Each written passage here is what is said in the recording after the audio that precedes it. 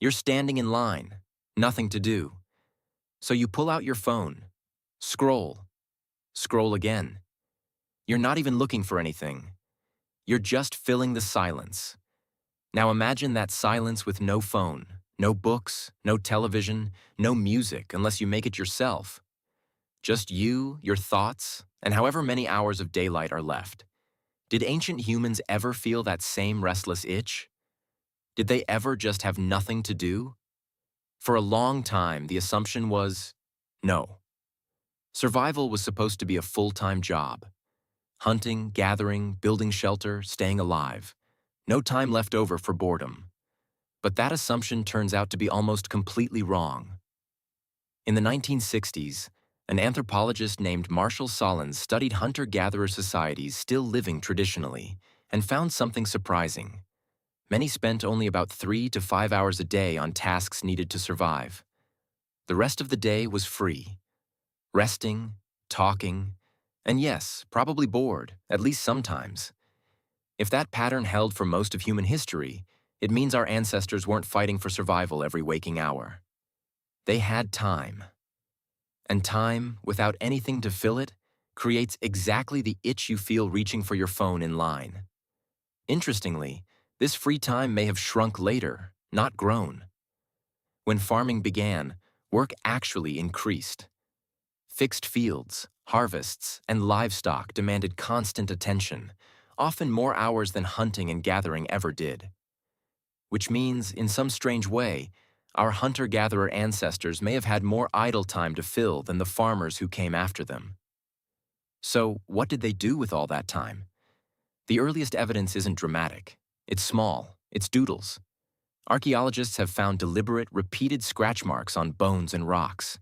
Not tools, not weapons, just patterns, lines, shapes.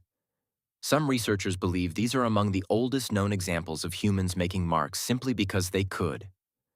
Not to survive. Not to communicate anything urgent. Just something to do with their hands.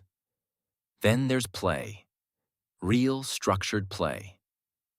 In Turkey, archaeologists uncovered small carved stones dating back roughly 9,000 years, arranged in patterns resembling early board games. Similar game pieces have been found across the ancient world, from Mancala-style games in Africa to a game called Senet, found in Egyptian tombs dating back over 5,000 years, complete with carved playing pieces and a grid board. Someone sat down thousands of years ago and thought, I want to play something, and someone else agreed to play with them. Dice existed too, carved from bone, remarkably close in shape to the dice you'd find in a board game today. Which means gambling, luck, and the simple thrill of what happens next are not modern inventions. They're ancient ones. Children got their own version of boredom fighting. Archaeologists have found small clay and carved wood figures shaped like animals and people, clearly designed for a child's hands rather than for any practical use. Spinning tops have been found at sites over 4,000 years old. A bored child, thousands of years ago, spun a top across a dirt floor, exactly the way a bored kid might spin one today. And children weren't just playing alone. Evidence suggests group games passed down between generations, the same way clapping games or tag get taught today. Even humor seems to be ancient. One of the oldest recorded jokes, written down in Sumer thousands of years ago, is a simple, slightly crude one-liner about marriage, which means the impulse to make each other laugh, to fill a quiet moment with something funny, may be just as old as language itself. Then there's storytelling. Long before writing existed, stories were the main way knowledge, history, and entertainment traveled from person to person. Anthropologists studying oral traditions have found that stories told around fires often followed patterns almost identical across completely unrelated cultures. Warnings, origin stories, jokes. A fire wasn't just for warmth and cooking.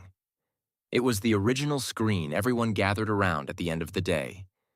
And then there's music.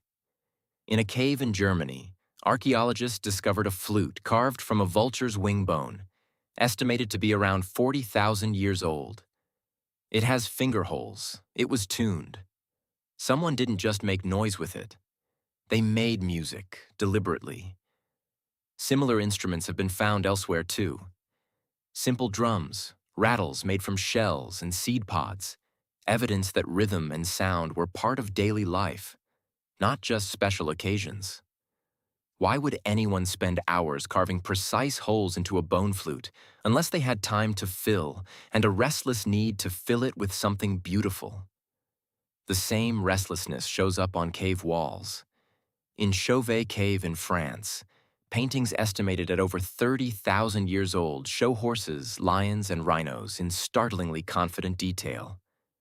In Lascaux, thousands of years later, entire chambers were covered floor to ceiling with painted animals, some layered on top of older paintings, as if the space had been visited and added to again and again over generations.